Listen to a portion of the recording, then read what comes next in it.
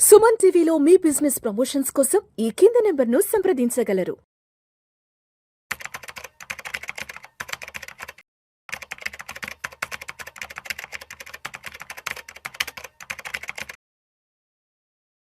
నమస్తే, welcome to Vishnu talks. నేను విష్ణు. ప్రస్తుతం నాతో పాటు certified financial planner and certified wealth manager Madhavi Reddy గారు ఉన్నారు. మేడం గారితో మాట్లాడదాం.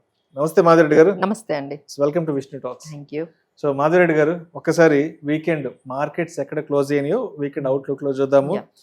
నిఫ్టీ విషయానికి వస్తే కేవలం 30 పాయింట్ల లాభంతో 25,910 వద్ద క్లోజ్ అయింది. సెన్సెక్స్ విషయానికి వస్తే 84 పాయింట్ల లాభంతో 84,562 వద్ద క్లోజ్ అయింది. సో ఎందుకంటే మార్కెట్లు కొంత అన్సర్టినిటీని ఫేస్ చేస్తున్నా ఏమో అనిపిస్తుంది. అండ్ అసలు ఇప్పుడు ప్రజెంట్ అసలు యుఎస్ లో మార్కెట్స్ ఎలా ఉన్నాయి అండ్ యుఎస్ లో అసలు గ్రౌండ్ రియాలిటీలో ఏం జరుగుతుంది? సో మనం లాస్ట్ ఫ్రైడే రోజు అయితే మాత్రం, అంటే ఫ్రైడే థర్స్డే కూడా అండి, లాస్ట్ 2 days నుంచి అందరూ గమనించవచ్చు, దాదాపుగా 200 పాయింట్స్ మార్కెట్ వాల్టిలిటీ అండి. అసలు వాల్టిలిటీ ఏ విధంగా ఉందంటే, సో అందరూ కూడా ఇది ఒక కాషియస్ లాగా తీసుకోవాలి. సో ఆల్మోస్ట్ మీరు ఫ్రైడే రోజు కూడా చూస్తే మార్కెట్స్ ఒక టైంలో లోయెస్ట్ పాయింట్స్ అంటే 25,740 వరకు వెళ్ళిందండి. అంటే 800 కూడా బ్రేక్ చేసేసి ఒక్కసారిగా 25,740 వరకు వెళ్ళింది. బట్ ఎప్పుడైతే మళ్ళీ బీహార్ రిజల్ట్స్ లో కొంచెం పాజిటివ్ గా మళ్ళీ ఎన్డీఏ రావడంతో మళ్ళీ కొంచెం మార్కెట్స్ బౌన్స్ బ్యాక్ అయ్యి అది 25,940 వరకు వెళ్ళి ఫైనల్ గా 25,910 దగ్గర క్లోజ్ అయింది. సో దాదాపుగా 200-250 పాయింట్లు పైగానే మార్కెట్స్ అనేది ఒక్కసారిగా ఒకే రోజు మూవ్మెంట్ అనేది జరుగుతుందండి. టూ మచ్ ఆఫ్ వాల్టిలిటీ అయితే మార్కెట్లో అయితే ఉంది. అది మనకు థర్స్డే రోజు కనబడింది, అలానే ఫ్రైడే రోజు కనబడింది. దీనికి కారణం ఏంటంటే, ఒకవైపు డొమెస్టిక్ క్యూస్ ఏమో పాజిటివ్ గా చూపిస్తున్నాయి, మార్కెట్స్ ఒక్కసారిగా వెళ్తున్నాయి. మళ్ళీ ఎక్కడైతే గ్లోబల్ గా అది నెగిటివ్ సంకేతాలు రావడంతో మళ్ళీ మార్కెట్స్ కుంగిపోతున్నాయి. సో ఈ విధంగా డొమెస్టిక్ పాజిటివ్ క్యూస్ తోని గ్లోబల్ సెల్ ఆఫ్ తో ఈ మధ్యలో మన మార్కెట్స్ ఒకేసారి అప్ సైడ్ కి వెళ్ళడము, మళ్ళీ ఒకేసారి డౌన్ సైడ్ అవ్వడం అయితే మనకి ఇదే కంటిన్యూ అవుతుందండి. సో అసలు యుఎస్ మార్కెట్ లో మనకి ఎక్కువగా టెక్ సెల్ ఆఫ్ అయితే కంప్లీట్ గా జరుగుతుందండి. ఏదైతే ఏఐ మీద వాళ్ళు స్పెండ్ చేసింది ఏదైతే ఉందో చాలా స్పెండ్ చేశారు, బట్ అక్కడ నుంచి వచ్చే ఆ వాల్యూషన్స్ అయితే చాలా హైగా ఉన్నాయని చెప్పి అక్కడ వాల్యూషన్స్ చాలా ఎక్కువగా ఉన్నాయని ఒక దాంతో మనకి సెల్ ఆఫ్ అనేది జరుగుతూ ఉంది. ఇంకొకటి ఏంటంటే, హాకిష్ ఫెడ్ అంటే వాళ్ళు ఏం చెప్తున్నారంటే, ఫెడ్ రేట్ కట్ ఉండొచ్చు ఉండకపోవచ్చు సిచ్యువేషన్ అన్నట్టుగా చెప్తున్నారు. డిసెంబర్లో మనకి ఫెడ్ రేట్ కట్ మీద ఒక డెసిషన్ అయితే రాబోతుంది. దాని మీద అయితే అంత ఆప్టమిస్టిక్ గా లేరండి. మేబీ రేట్ కట్ ఉండకపోవచ్చు, ఎందుకంటే అక్కడ ఇన్ఫ్లేషన్ అంటే లాంగెస్ట్ వాళ్ళకి షట్ డౌన్ జరిగింది రీసెంట్ గా. యుఎస్ మా గవర్నమెంట్ లాంగెస్ట్ షట్ డౌన్ జరిగిన తర్వాత ఇప్పుడు మొత్తం డేటా అంతా రిలీజ్ అవ్వాలండి. ఇంతవరకు యుఎస్ గవర్నమెంట్ షట్ డౌన్ ఉండడం వల్ల డేటా ఏమీ రిలీజ్ అవ్వలేదు. గవర్నమెంట్ నుంచి జాబ్ డేటా కానీ, కన్సంప్షన్ డేటా కానీ, కన్స్యూమర్ డేటా కానీ, లేకపోతే మనకి ఇన్ఫ్లేషన్ డేటా కానీ, ఇవన్నీ కూడా ఇన్ని రోజులు వాళ్ళకి బయటకు రాలేదు. ఇప్పుడు ఒక్కొక్క డేటా బయటకు వస్తుంది. దాన్ని బట్టి వాళ్ళు మేబీ డిసెంబర్లో మేబీ రేట్ కట్ ఉండకపోవచ్చు అనే సంకేతాలతో కూడా యుఎస్ మార్కెట్లో చాలా వరకు నిన్న కూడా అండి చాలా సెల్ ఆఫ్ అనేది మనము డౌ జోన్స్, S&P 500 చాలా వరకు మనకి డౌన్ అయింది. అది మనకి బాగా కనిపిస్తుంది. ఇంకోటి ఏంటంటే, ఎఫ్ఐఐ సెల్లింగ్ కూడా బాగా జరుగుతుందండి. అంటే నవంబర్లో దిస్ ఈస్ ద హైయెస్ట్. మన ఫ్రైడే రోజు 4,968 crores సెల్ చేశారు, విచ్ ఈస్ హైయెస్ట్. నవంబర్లో ఇంతగా ఎఫ్ఐఐస్ ఎప్పుడు సెల్ చేయలేదు. సో ఈ విధంగా ఒకవైపు మనకి బీహార్ ఎలక్షన్స్ పాజిటివ్ ఉండడం, అలానే ఇన్ఫ్లేషన్ అసలు 13 year లోయెస్ట్కి వెళ్ళిపోయాడు, అంటే 1% బిలోకి వెళ్ళిపోయామండి. సో అంటే ఎంత పాజిటివ్ క్యూస్ వస్తూ ఉన్నా మనకి డొమెస్టిక్ గా గ్లోబల్ అంతే నెగిటివ్ గా వస్తుంది. అండ్ బీహార్ ఎన్నికల ఫలితాలు ఒక మంచి హిస్టారిక్ విన్ అని చెప్పవచ్చు. ఆల్మోస్ట్ ఎన్డీఏ అక్కడ క్లీన్ స్వీప్ చేసేసింది. అంటే బట్ మార్కెట్ల పరంగా ఇది ఎంత వరకు రిసీవ్ చేసుకుంది, అంటే మార్కెట్ రియాక్షన్ ఎలా ఉండింది అసలు నిన్నటి హిస్టారిక్ విన్ మీద? అదేనండి, ఒక్కసారి డౌన్ అయిన మార్కెట్ కాస్త అయినా రీబౌండ్ అయ్యింది. అంటే ఒక్కసారిగా 25,800 కూడా బ్రేక్ చేసి కిందకెళ్ళిన మార్కెట్ కొంచెమైనా రీబౌండ్ అయ్యింది అంటే బికాస్ ఆఫ్ దిస్ విన్ ఏదైతే ఎన్డీఏ ఇవి. ఎందుకంటే మార్కెట్స్ కి ఎప్పుడైనా సరే ఒక స్ట్రాంగ్ గవర్నమెంట్ అనేది ఉంటేనే మనకి మార్కెట్స్ పాజిటివ్ గా తీసుకుంటే, ఎందుకంటే ఏదైనా స్ట్రాటజిక్ గా వాళ్ళు ఏదైనా డెసిషన్స్ తీసుకోవాలన్నా, పాలసీ డెసిషన్స్ తీసుకోవాలన్నా ప్రాజెక్ట్స్ గురించి డెసిషన్స్ తీసుకోవాలన్నా ఎప్పుడైతే స్ట్రాంగ్ సెంట్రల్ గవర్నమెంట్ ఉంటుందో అప్పుడే అది సాధ్యపడుతుందండి. అది దానికి ఎప్పుడు కూడా మార్కెట్స్ పాజిటివ్ గానే తీసుకుంటాయి. సో అందుకనే మనకి నిన్న ఫైనల్ గా ఎంత డౌన్ కి వెళ్ళినా again it has ended with at least 25,900 above నే మార్కెట్ క్లోజ్ అవ్వడానికి ఈ బీహార్ ఎలక్షన్స్ లో జరిగిన ఈ విన్ అనేదే మనము కారణంగా చెప్పుకోవచ్చు. అండ్ అదే విధంగా ఇన్ఫ్లేషన్ కి సంబంధించి కూడా ఒక రిపోర్ట్ రావడం జరిగింది. ఇన్ఫ్లేషన్ కూడా బాగా డౌన్ ఉంటుంది అంటున్నారు.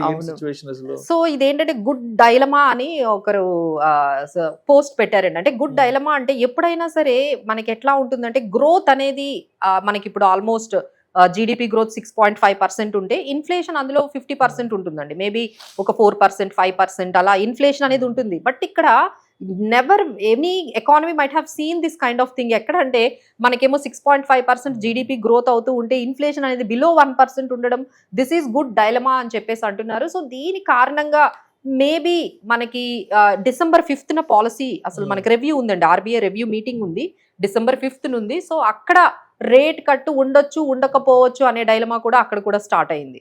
సో మనకి డిసెంబర్లో ఫెడ్ రేట్ కట్ కానీ లేకపోతే Indian RBI repo rate cut కానీ కొంచెం డౌట్ అనే కాషియస్ గానే ఉండాలని చెప్తూ ఉన్నారండి. Because of this lowest inflation, ఇంత తక్కువ ఇన్ఫ్లేషన్ ఉండేటప్పుడు ఇంకా రేట్ కట్ చేయడానికి పెద్ద రీజన్స్ ఏమీ లేవు. అండ్ లాస్ట్ వీక్ అంతా కూడా భారత్ అమెరికాకి సంబంధించిన వాణిజ్య ఒప్పందాలు ఆల్మోస్ట్ ఒక కొలికి రాబోతున్నాయి. అంత ఓకే అయిపోయింది. ఇక నుంచి మార్కెట్లు కూడా మంచి ర్యాలీ ఉండబోతుంది 26 నుంచి అన్నారు కదా. బట్ అది ఎంతవరకు వచ్చింది అక్కడ డిస్కషన్స్ అసలు? So US government shut down అయిన తర్వాత వచ్చిన పరిణామాలు దాని వల్ల కొంచెం టోన్ అయితే మారినట్టుగా కనిపిస్తుందండి. ట్రంప్ ఏవైతే డెసిషన్స్ తీసుకుంటున్నారో ట్రంప్ టారిఫ్స్ గురించి, వాటి వల్ల అక్కడ చాలా ఇన్ఫ్లేషన్ పెరిగిందండి యుఎస్ లో. అంటే మనం డే టు డే కాఫీ దగ్గర నుంచి ప్రతి ఒక్క వస్తువు చాలా రేట్లు యుఎస్ లో పెరిగాయి. దీనికి కారణం టారిఫ్సే, దీనికి కారణం టారిఫ్స్ వల్లనే అని చెప్పేసి అక్కడ వాళ్ళు కూడా చాలా వరకు ఆయన మీద ప్రెషర్ ఉందండి. సో దానివల్ల మాకు తెలిసి like maybe we are expecting he would be like కొన్ని ఏరియాస్లో అంటే రైట్ సమ్ ఎక్స్పోర్ట్స్ ఉంటాయి కదండి, ఫార్మా కానీ లేకపోతే ఇలా కొన్ని ఎసెన్షియల్ కమోడిటీస్ కానీ ఫుడ్కి సంబంధించిన వాటిల్లో మాత్రం maybe we are expecting very good deal అయితే రాబోతోంది యుఎస్ ఇండియా ట్రేడ్ డీల్ మధ్య. ఎందుకంటే అక్కడ ఇన్ఫ్లేషన్ చాలా హైగా ఉంది, ప్రెజర్ అయితే చాలా ఉందండి. ఎందుకంటే US economy is not showing any good signals, ఎక్కడా కూడా మంచి సిగ్నల్స్ లేవు. ఎందుకంటే ఇన్ఫ్లేషన్ డేటా పెరగడం కానీ యుఎస్ జాబ్ కట్స్ కూడా చాలా వరకు మీరు గమనించారో లేదో, చాలా పెద్ద పెద్ద కంపెనీలు అండి, పెద్ద పెద్ద కంపెనీల్లో చాలా వరకు జాబ్ కట్స్ అనేవి జరుగుతూ ఉన్నాయి. జాబ్ డేటా కూడా అంత పాజిటివ్ గా లేదు, ఫెడ్ రేట్ కట్ కూడా ఉండకపోవచ్చు అంటున్నారు. So now there is a lot of chances US and India trade deal positive గా అవ్వడానికి ఎక్కువ ఛాన్సెస్ ఉన్నాయి. So that is only the thing can take the markets to the next level. ఈ ఒక్క deal అయితే మాత్రం మార్కెట్స్ మనకి 26,000 above వెళ్ళి అక్కడ అంటే 26,000 చాలా సార్లు అటెంప్ట్ చేస్తుందండి మార్కెట్ అయితే, 26,000 చాలా సార్లు టచ్ అవుతోంది. బట్ అక్కడ స్టేబుల్ అవ్వలేకపోతుంది. అక్కడ నుంచి సెల్ ఆఫ్ జరగడం కానీ ప్రాఫిట్ బుకింగ్ కానీ కంటిన్యూస్ గా జరుగుతూ ఉందండి. సో బట్ అక్కడ స్టేబుల్ అవ్వాలి అంటే that is the only thing market is waiting a good trade deal between US and India దగ్గర నుంచి ఏ మాత్రం పాజిటివ్ గా వచ్చినా. ఆల్రెడీ చాలా వరకు ఎక్స్పోర్ట్ ఓరియంటెడ్ కంపెనీస్ మీరు గమనిస్తూ ఉంటే బయింగ్ స్టార్ట్ అయిందండి. అలానే ఫార్మా కంపెనీస్ లో కూడా కొంచెం బయింగ్ స్టార్ట్ అయింది. అలానే జెమ్స్ అండ్ జ్యువెలరీ, టెక్స్టైల్స్ ఇలాంటివి, అంటే they are expecting there might be a very good deal between US and trade deal. దానివల్ల ఈ జెమ్స్ అండ్ జ్యువెలరీ కానీ లేకపోతే ఫార్మా కానీ ఇలా ఎక్స్పోర్ట్ ఓరియంటెడ్ ఏవైతే ఉన్నాయో వాటికి కొంచెం పాజిటివ్ గా వచ్చేటట్టుగా న్యూస్ రావడంతో వాటిలో కూడా కొంచెం బయింగ్ అనేది అయితే మనకు కనిపించింది. అండ్ నిఫ్టీకి సంబంధించి కూడా మొన్న ఒక పాజిటివ్ న్యూస్ రావడం జరిగింది. అండ్ 2026 ఇయర్ ఎండింగ్ అంతా కూడా 29,000 శిఖరాగ్రహాలకు నిఫ్టీ చేరుకోబోతుందంటూ కూడా రావడం జరిగింది. కాబట్టి సో అంటే నెక్స్ట్ కపుల్ ఆఫ్ మంత్స్ నుంచి కానీ లేదా నెక్స్ట్ ఇయర్ నుంచి మార్కెట్ ని ఏ విధంగా ఎక్స్పెక్ట్ చేయొచ్చు అంటారు? సో అందరూ కూడా అంటే Indian markets are doing well అని అన్ని అంటే ఫారెన్ ఎనలిస్టులు కానీ లేకపోతే మనకి రేటింగ్ కంపెనీస్ కానీ అందరూ కూడా గోల్డ్మ్యాన్ సాక్స్ కానీ ఇలాంటి వాళ్ళందరూ కూడా మంచి రేటింగ్ అనేది మన ఇండియన్ ఎందుకంటే కన్సంప్షన్ చాలా బాగుందండి. అండ్ ఇన్ఫ్లేషన్ ఈజ్ లోయెస్ట్ ఉంది, ఇంట్రెస్ట్ రేట్స్ కూడా చాలా పాసిబుల్ లెవెల్స్ లో ఉన్నాయి. And GDP growth highest in the world 6.5%. ఇలాంటి సిచ్యువేషన్ లో ఎక్కడ మనకి కనిపించట్లేదు. So everything is doing well. But FIIs మాత్రం దే ఆర్ నాట్ కన్విన్స్డ్ అండి. They are still might be thinking ఇక్కడ వాల్యూషన్స్ ఎక్కువ ఉన్నాయి అనుకుంటున్నారా, లేదు ఇంకా they are taking some kind of uncertainties ఉన్నాయి అనుకుంటున్నారు. But that might turn in to positive గా మనకి ఎప్పుడైతే మార్కెట్స్ వాళ్ళు ఎఫ్ఐఐస్ మన ఇండియన్ అంటే ఎమర్జింగ్ అంటే ఇప్పుడు మనకు ఎట్లా కనిపిస్తుంది అంటే గ్లోబల్లో మీకు యూరోపియన్ మార్కెట్స్ కానీ యుఎస్ మార్కెట్స్ లో కానీ అంతా కూడా కొంచెం గ్లూమీగా ఉంది. So now the FIIs might turn to the emerging markets. Emerging markets కి డెవలప్డ్ కంట్రీస్ నుంచి మళ్ళీ ఎమర్జింగ్ మార్కెట్స్ గానీ షిఫ్ట్ అయినట్లయితే India will be the good spot. So definite గా ఆ మనీ అంతా కూడా ఇప్పుడు డెవలప్డ్ మార్కెట్స్ నుంచి ఎఫ్ఐఐస్ మనీ అనేది ఎమర్జింగ్ మార్కెట్స్ కి రాబోతుంది. సో ఎప్పుడైతే ఆ మనీ అనేది ఫ్లో అంటూ మనకు స్టార్ట్ అయితే ఇప్పుడు మనం అనుకుంటున్నవన్నీ కూడా అంటే నిఫ్టీలు సెన్సెక్స్ ఇంకా ఆల్ టైమ్ హైని రీచ్ అయ్యే ఛాన్సెస్ అయితే మనకి ఫ్యూచర్ లో కనపడిపోతున్నాయండి.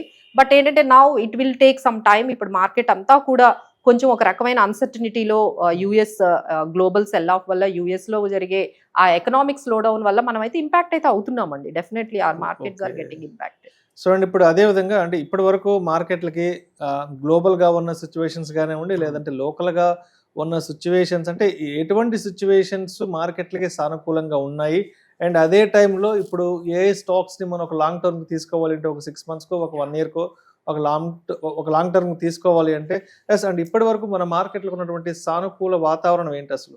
సో ఇప్పటి వరకు మనకి మేజర్గా అయితే జీడిపి గ్రోత్ గురించే మనం మాట్లాడుకుంటున్నాం అండి. So GDP growth is on right track.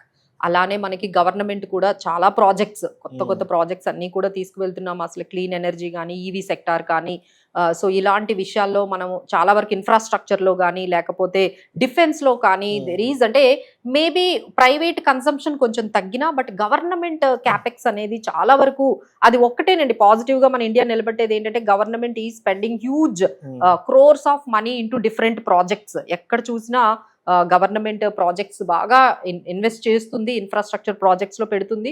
So దానివల్ల ఈ సెక్టార్స్ అన్ని కూడా బాగుంటాయి. మ్యానుఫ్యాక్చరింగ్ కానీ లేకపోతే ఇన్ఫ్రా కానీ ఇప్పుడు మనం రీసెంట్ గా చూసుకుంటే చాలా వరకు ఇన్ఫ్రా స్టాక్స్ మళ్ళీ పాజిటివ్ గా స్టార్ట్ అయ్యాయి. So that is the reason where మనం గమనించవచ్చు ఇలాంటి స్టాక్స్ మేబీ ఫ్యూచర్ లో ఇంకా పెరగొచ్చని. ఒకవైపు మెటల్స్ టర్న్ అరౌండ్ అనేది మనకు కనిపిస్తుందండి. Not only gold and silver, మీరు చూసుకుంటే కాపర్ కానీ జింక్ కానీ అల్యూమినియం కానీ ఆల్ ఓవర్ వరల్డ్ లోనే మెటల్స్ అన్ని కూడా పెరుగుతున్నాయి. సో మనకి మెటల్స్ సంబంధించిన టాటా స్టీల్ కానీ వేదాంత కానీ ఇలాంటి కొన్ని మెటల్ స్టాక్స్ కూడా కొంచెం పాజిటివ్ గా ఉండబోతున్నాయి. అలానే ఫార్మా స్టాక్స్ కూడా ఈ because of US trade deal వల్ల కొంచెం పాజిటివ్ గా వస్తే ఫార్మా స్టాక్స్ కూడా బాగుంటాయి. అలానే మనకి ఇప్పుడు మీరు గమనించారో లేదో ఇప్పుడు ఏదైతే మనకి ఈ రేట్ కట్ అనేది ఉందో మనకి ఈ ఇన్ఫ్లేషన్ తక్కువగా ఉందో సో లోన్స్ అనేవి క్రెడిట్ గ్రోత్ అనేది బాగా పెరిగిందండి. Everyone are increase their capacity.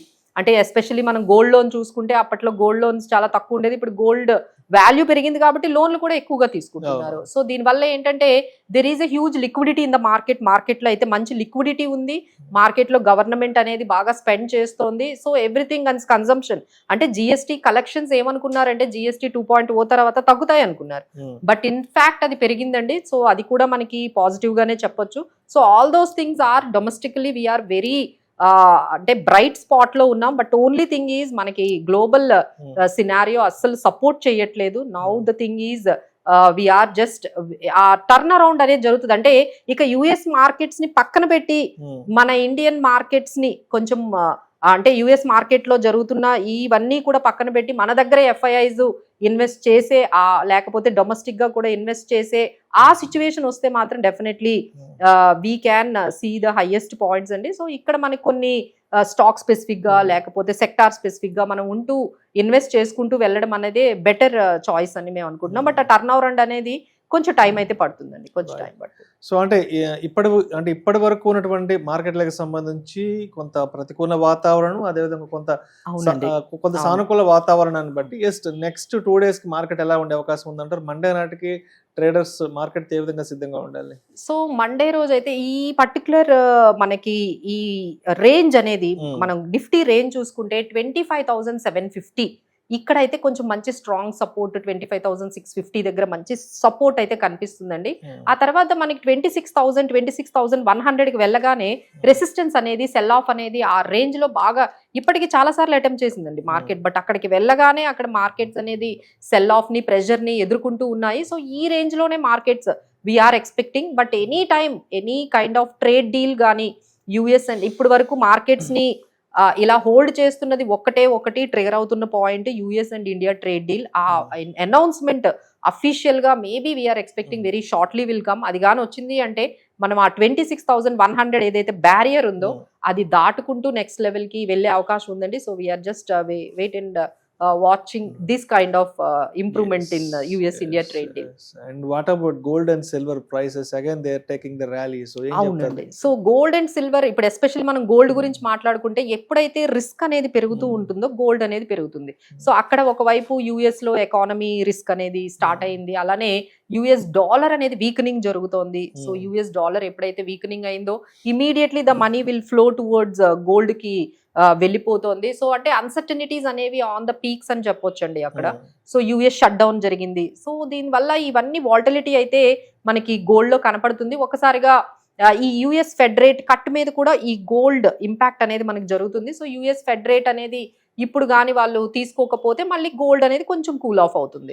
So it all volatility అయితే గోల్డ్ లో కూడా మనకు కనిపిస్తుందండి. ఒక్కసారిగా పెరగడం, మళ్ళీ మీరు ఒక 2 days అవగానే మళ్ళీ గోల్డ్ అనేది రావడం. So gold also is facing the huge volatility. Like అంటే ఎప్పుడు మేము చూడలేదండి, అంటే ఈక్విటీ మార్కెట్స్ లో వాల్టిలిటీ మనం చూసాం, ఆ గోల్డ్ కూడా సేమ్ ఈక్విటీ మార్కెట్స్ లాగా ఒక 2 రోజులు పెరగడం 2 రోజులు తగ్గడం అనేది ఈ రీసెంట్ టైమ్స్ లోనే మనము ఈ గోల్డ్ లో ఇంత వాల్టిలిటీ చూస్తున్నాం అండి. That will be in this range of 1,26,000 and 1,25,000, 24,000 ఈ రేంజ్ లో గోల్డ్ అయితే మూవ్ అయ్యే ఛాన్సెస్ అయితే కనిపిస్తున్నాయి. రైట్.